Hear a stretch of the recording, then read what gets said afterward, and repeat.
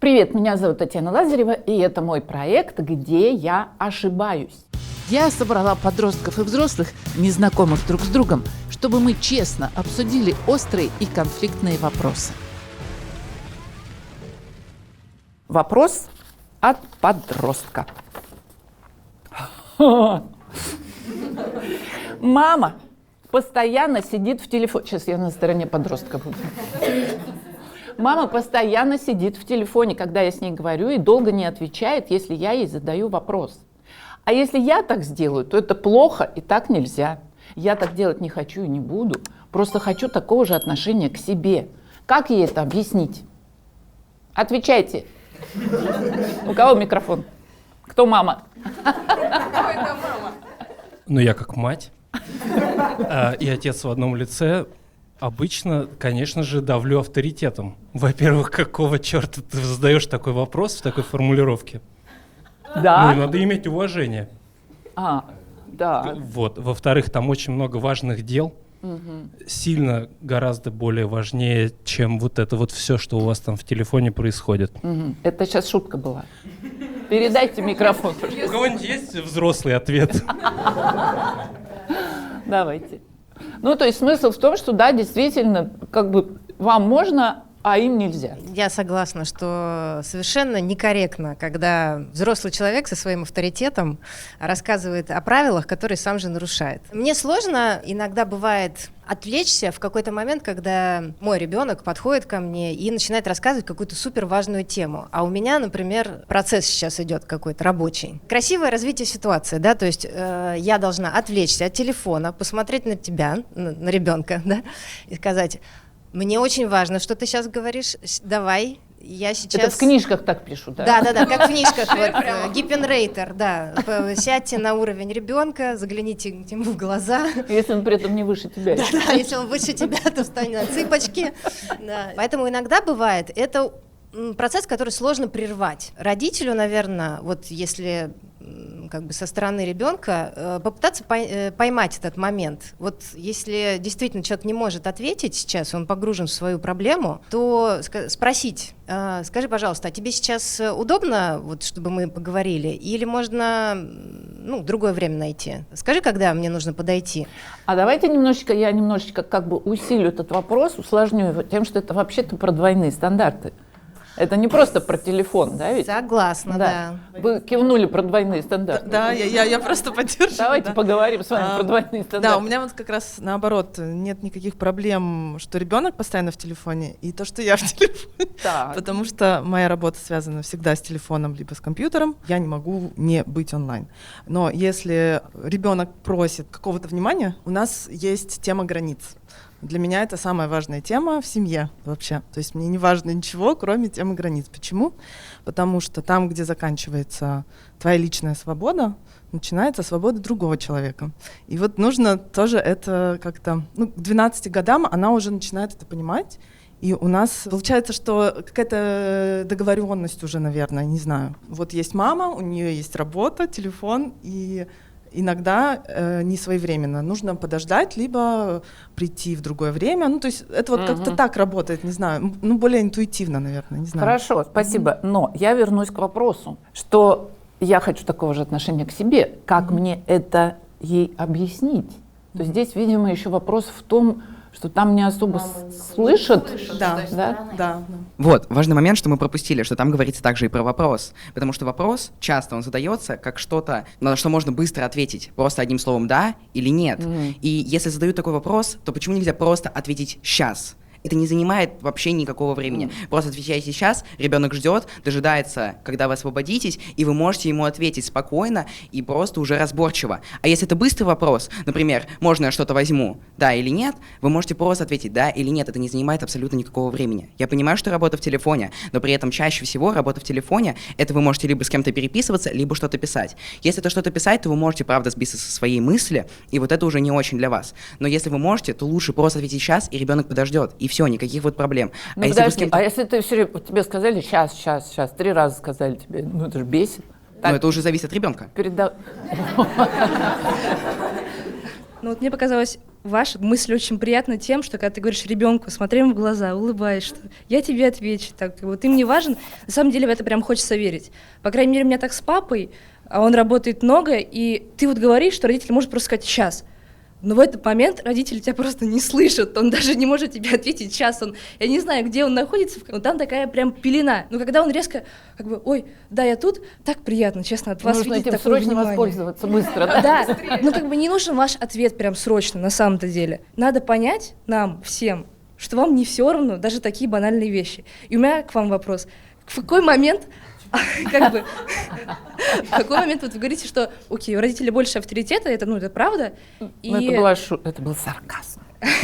Ну, даже если это сарказм или нет, в какой момент дело становится таким важным, чтобы ребенок тоже считал свои дела в телефоне настолько же важными, как ваши? Вот это вопрос, кстати. Почему эти дела важны, а там ты подходишь и в любой момент можешь сказать, прервать игру, там что-то. Убираю сарказм, говорю максимально серьезно и по-честному. Иногда это бывает из разряда ты смотришь ребенку в глаза и своим взглядом говоришь, ну, и это понятно, да? Но обычно, даже если такое происходит, можно, почти всегда можно так телефончик отложить, ну или компьютер, и сказать, прости, буквально 20-30 минут, мы вернемся к этому разговору, все расскажешь. Понимаю, что бывает иногда прям нужно рассказать, и тогда вот тут ответственность родителя. Может ты позволить это сделать или нет, либо перенести этот разговор на попозже, и уже вечером, когда все спокойно, все уже успокоились, за час до сна отключили гаджеты, да, как нам книжки советуют, все почитали, там, поговорили, и со всеми сесть за столом и сказать, ребят, смотрите, сегодня была такая ситуация. Чувак подошел ко мне и сказал, мне нужно, не знаю, там, покакать. Да. Ты такой, вечером поговорим. Это буквально вчерашний кейс. И ты просто проговариваешь, что, ребят, давайте в следующий раз, если я вот так вот поднимаю палец вверх, то, значит, вы уходите из кадра, потому что у меня онлайн-созвон. Ну, что-то из разряда этого. Но просто хочется, ну, такого диалога, вот такого, да, как ты сказала, ну, пожалуйста, на ты, пожалуйста. Ну вот тогда объясните, ты хочешь сказать, что запоминаешь все вопросы ребенка, которому так вот сказал днем в какой-то непонятный момент. Конечно, нет. И что тогда? Ребенку напоминать? Типа, пап, ты мне обещал ответить. Да, тут как будто бы получается, что на них ответственность, что они должны увидеть палец, сказать, сейчас к нему нельзя подходить, там, а где, да, вечером прийти, это, ну, как бы не их ответственность ведь. Да, безусловно, это не ваша ответственность, ну, как детей в родительско-детских отношениях. Но я еще пока ни разу не встречал такой ситуации, где бы ребенок пришел бы ко мне и сказал, пап, помнишь, я 4,5 недели назад задавал вот этот вопрос, ты мне на него не ответил, мне очень важно получить ответ. Вот, поэтому, ну, конечно, ну, все ошибаются. Ну, невозможно такого, чтобы все были правы или все были неправы в этой ситуации. А если вопрос довольно эмоциональный или даже сложный ребенку, и через 4 недели, сколько бы он себе его не держал, не может его сказать, потому что ему или стыдно, или страшно, или просто это, возможно, не самая безопасная тема. И поднять ребенку еще раз ее, зная, что он получит не факт позитивный, не позитивный ответ, вот это очень страшно. Соглашусь. Да, ужас. Но какой-то. если мы все эти вопросы будем решать, то с чем вам во взрослой жизни ходить к психологам? Ну, мы так отбираем хлеб у психологов. А если и так родители психологи? Ну, иди, я тебя обниму. Welcome club. Друзья, отвлеку буквально на секундочку. Вы могли заметить, что в последнее время на моем канале выходит много видео про отношения подростков и родителей. Мне эта тема очень нравится. Если вам тоже, вы можете поддержать нас регулярными донатами. Ссылку на наш донорбокс я оставлю в описании. А еще вы можете поставить лайк прямо сейчас и оставить свой комментарий. Любая ваша активность поможет нам выпускать видео чаще и поддерживать подростков из нашего сообщества «Где я?». Да, и здесь еще, извините, давай, сейчас я быстро добавлю красочку в том, что как будто бы родителям так можно поступать. Ты подходишь, он тебе не отвечает. А когда родитель вторгается так же точно в обратную сторону, то ты говоришь там, показываешь палец, тебе говорят, чего, блин, ты чего мне тут показываешь пальцы свои? Но здесь просто момент того, что чаще всего у детей могут быть не такие важные дела. Они могут играть или сидеть в телефоне, а родитель работает. Это же две очень разные вещи. Да, микрофон. Да. Я вот хотела посмотреть на такую сторону, что мы растем, мы как родители, я проживаю сейчас то, что в моем детстве было по-другому, потому что я сейчас делаю приоритет в сторону детей и беру себе такую работу, чтобы я могла их забирать из школы, когда надо, да, и они бы со мной проводили больше времени. Но если представить, что я раньше прихожу домой в 6 часов вечера, отработала свою работу и готова уже работать с детьми, не работать с детьми, а отвечать на их вопросы, быть их мамой, то как будто бы сейчас я делаю лучше, чтобы находиться больше с детьми, находиться в доступе, но это же время мне днем, оно тоже рабочее, и кажется, что если разделить, правилами, что важные вопросы после 6 вечера, договориться изначально, что, правда, вот мы с вами в беседе как-то, кажется, вышли на то, что классно, если будет какое-то время, когда родитель уже будет тоже не работать, и он сможет внимательно послушать ребенка. Вот такое мне. Да, это мы услышали. У меня такой, возможно, я сейчас сдам некоторых родителей, но Всех, иногда, особенно подростки, которые взрослеют, которые развиваются и интеллектуально уже, они могут задавать какие-то очень каверзные для родителей вопросы, на которые нельзя ответить вот прямо сейчас. Да, это манипуляция. И родителям нужно взять какое-то время, чтобы подумать, потому что, честно, по моему какие, опыту... например, вопросы? Ой. Какие-то связанные со взрослением, с физиологией, допустим, со своей личной. И родителям нужно вот какие-то там подобрать ответы. Возможно, что-то там вспомнить и подучить, честно скажу. Может быть, это какие-то вопросы по школе, это могут быть какие-то вопросы по отношениям, например, что вот была конфликтная ситуация, вот произошло то-то, то-то и то-то, как мне быть? А родитель не может всегда вот сходу ответить, что вот так, и так делать правильно, и вот так в жизни происходит. И иногда, просто нужно подготовиться. Спасибо. У меня есть одно добавление. У нас есть Думала, договоренность. сейчас скажет, у меня есть лайфхак. Можно? Да, я хотела бы сказать. Нет, да. Лайфхак, да, хорошо. У нас есть договоренность с ребенком, что если это не супер срочно, то я прошу ее скидывать в Телеграм все какие-то, например, видосики, которые она хочет, чтобы я посмотрела. Блин, прикольно. Какие-то вопросы, они не самые какие-то серьезные. Понятно, если она там бегает, поранилась, это другая тема, но если это какие-то второстепенные вопросы, то у нас есть вот такая договоренность. Это очень круто работает, потому что вечером мы делаем вот эту штуку. Не всегда, но делаем, да. Угу. Вот, да, сюда, если можно, тут сейчас будет лайфхак. У меня есть лайфхак. Давай. Жми. То есть и я, и муж, мы, в общем, когда работаем, мы работаем целый день, и с нами, в общем, довольно сложно связаться. Но у нас есть 2 подростка, которым 17 и 14, и у нас есть отдельный чат, который прямо и так озаглавлен «Важно».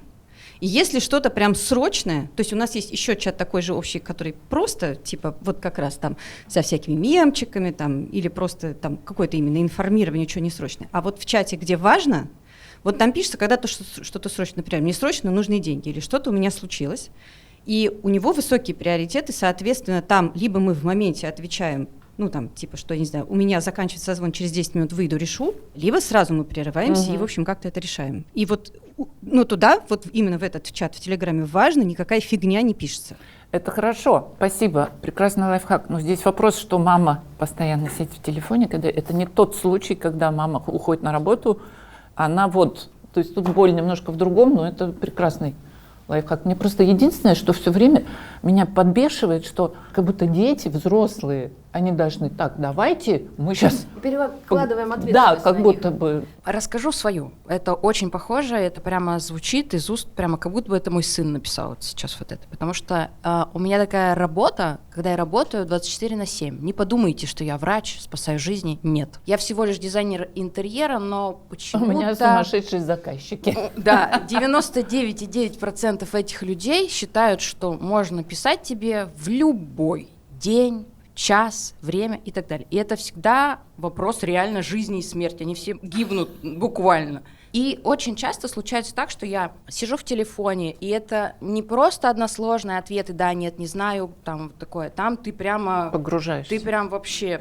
И он в каком-то моменте задает тебе вопрос, там, допустим, не знаю, и ты его слышишь, что этот вопрос на самом деле неважный. Это вопрос про внимание. Он хочет в данный момент внимания от меня. А я понимаю, что у меня нет ресурса сейчас откуда-то его взять и дать ему. Сейчас я могу дать только какую-то агрессию и отговорку. Вот реально это так. Я понимаю, что я не хочу переходить вот на эту вот агрессию, какую-то вот отговорку. Я такой немножко хитрю и включаю такой игнор. Как будто бы я его не слышу в этот момент. Но я слышу. И спустя какое-то время, когда я выхожу из этого состояния работы, я возвращаюсь и иду к нему уже вот с этим, с тем, что вот он ко мне приходил. Это как бы, ну, такой мой внутренний лайфхак с ребенком. И даже извиняешься, может быть, да? Да, и даже могу извиниться.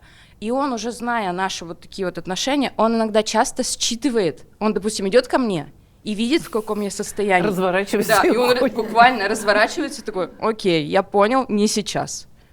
А сколько ему лет? 13. Ранее сказали то, что вы там не в ресурсе, или вам нужно подумать, чтобы ответить на какой-то каверзный вопрос.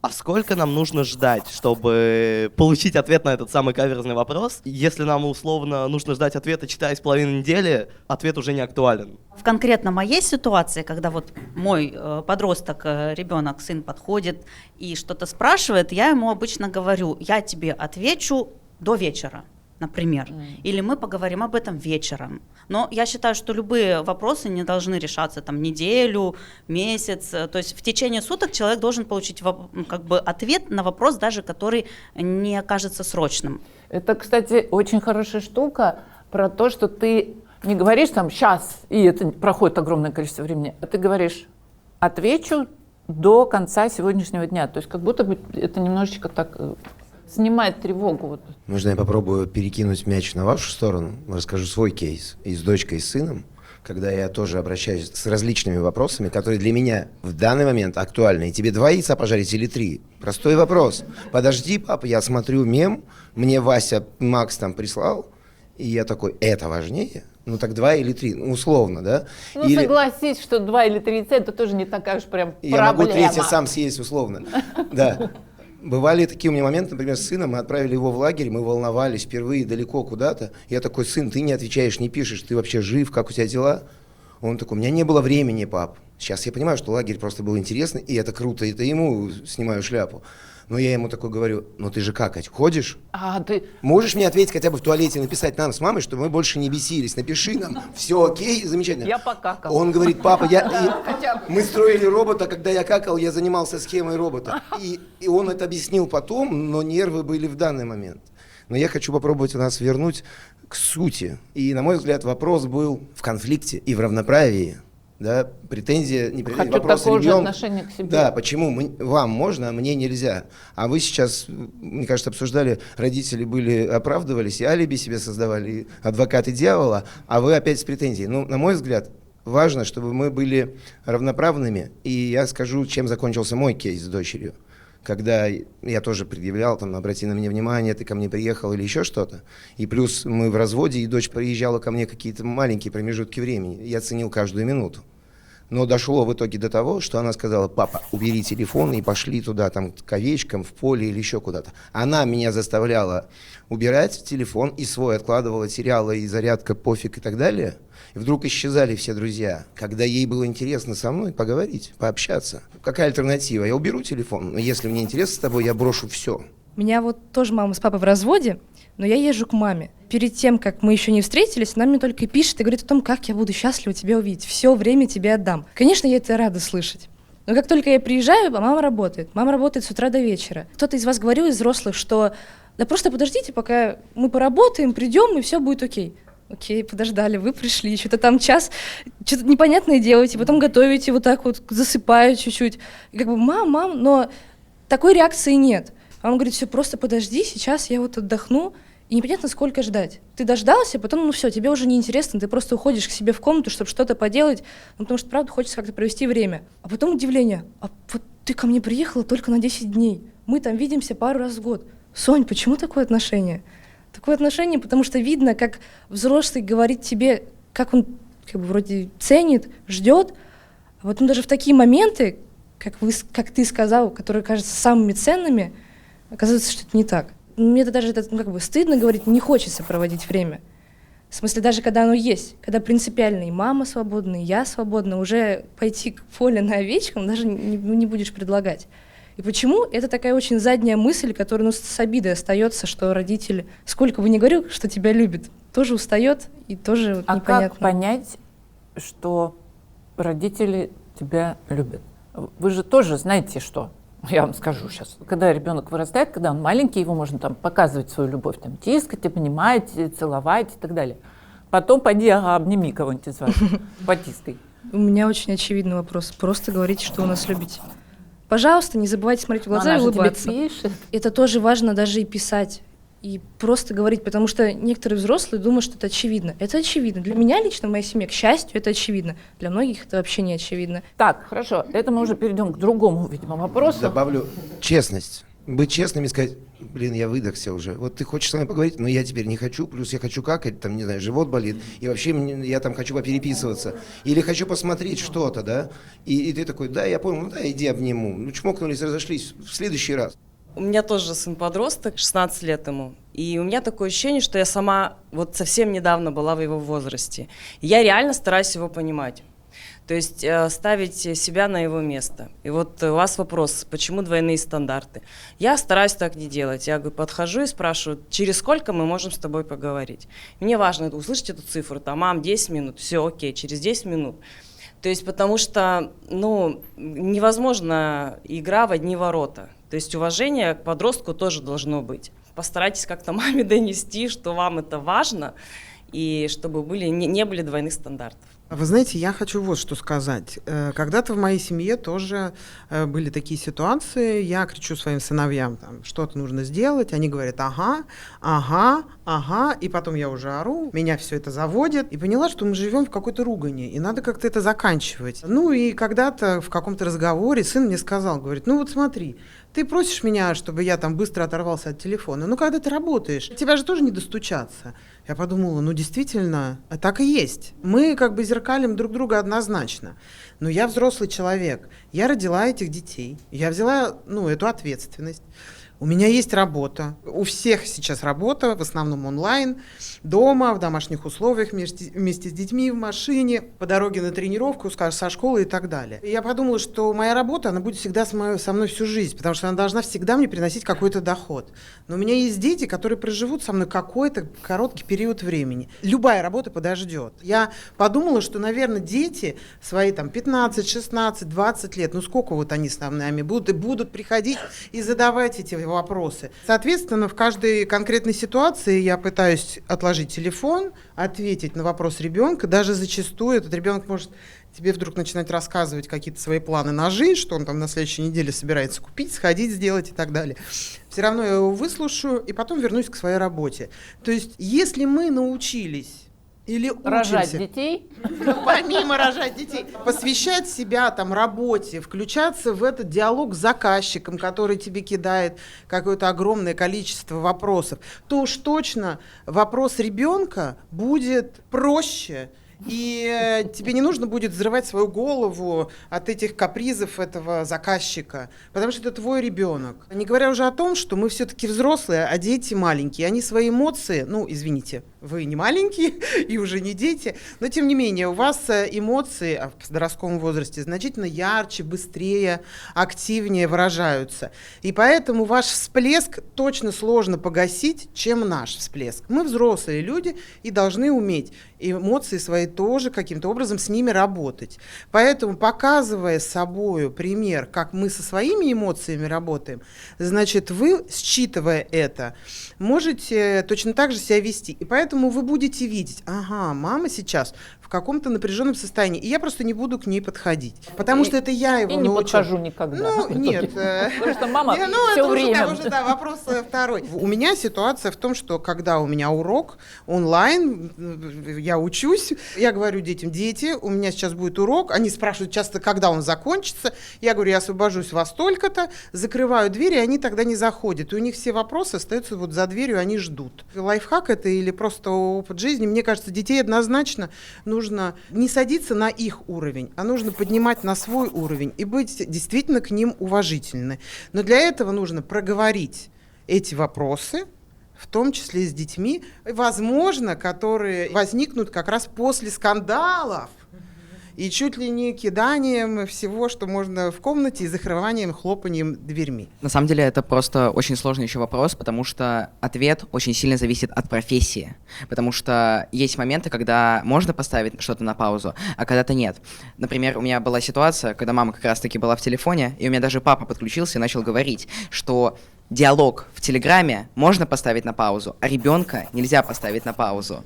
Хорошо, и вот что мне кажется, что нам нужно всем учиться. Нам нужно учитывать, считывать эмоции и понимать момент, когда можно что-то спросить, а когда нельзя, а вам нужно учиться отвечать быстро, кратко, даже когда вы заняты, просто чтобы ребенок подождал вашего ответа. Потому что, например, я не жду моментального ответа, я жду, чтобы мне сказали, когда будет ответ или что-то по типу «сейчас». Это все, что мне нужно. Давайте закончим на этом, потому что я Мы думала, ответили что... на ваш вопрос? Да, мы вообще ответили, кажется, да, все более-менее разобрались.